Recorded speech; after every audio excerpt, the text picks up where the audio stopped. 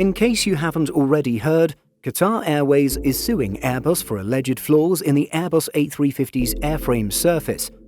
Following the airline's concerns regarding the airworthiness of the aircraft, the Qatar Civil Aviation Authority grounded a number of Qatar Airways Airbus A350s.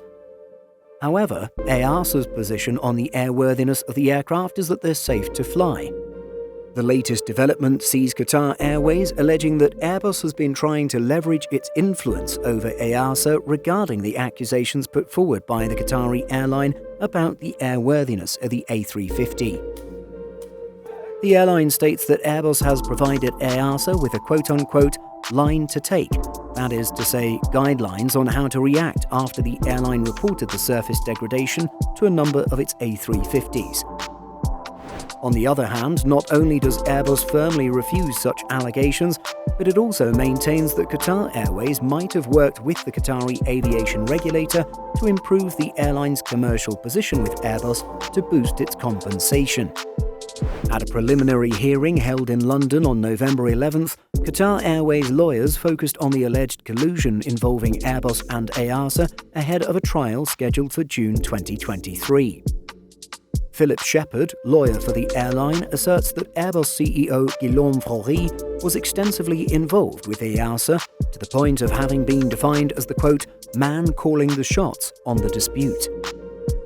Shepherd maintains that Airbus continuously tried to convince EASA of the airworthiness of the A350, providing at the same time suggestions on how the agency should communicate the matter with others, such as the media.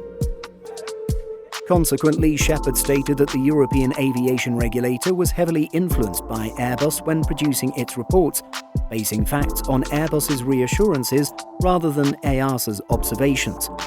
In conclusion, the lawyer stated it is clear that Airbus succeeded in exercising its influence over EASA as it relates to the dispute. To support its theory, Shepherd brought to court an email dated July 2021 in which Sabine Klauke, Chief Technical Officer for Airbus, referred to a call with EASA's Executive Director, Patrick Kai. In the email, Klauke states, Patrick was fully committed to call his QCAA or Qatar Civil Aviation Authority counterpart and see with him how they would help them to justify putting the aircraft back in the air.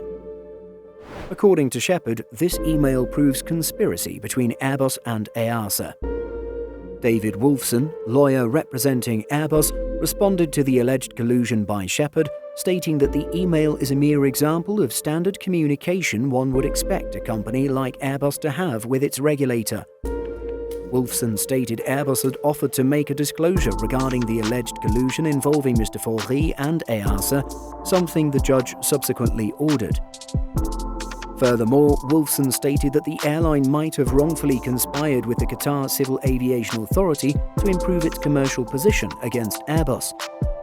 On his side, Shepherd maintained no conspiracy could be proved to exist between the Qatari airline and the Qatari regulator, pointing to Airbus's internal documents showing that Airbus understood the seriousness of the matter. In written submissions, Wolfson stated Airbus first heard about the paint issue when two Qatar A350s showing surface degradation had received quote-unquote minor paint touch-up works and then continued to fly. According to Wolfson, this represents a relevant statement if one considers the airline questioning the airworthiness of the aircraft. A further preliminary hearing is expected to be held in December. What do you think of this latest development? Let us know in the comments. In addition to our daily YouTube videos, Simple Flying publishes over 150 articles every week. If you're looking for the latest aviation news and insights, visit simpleflying.com.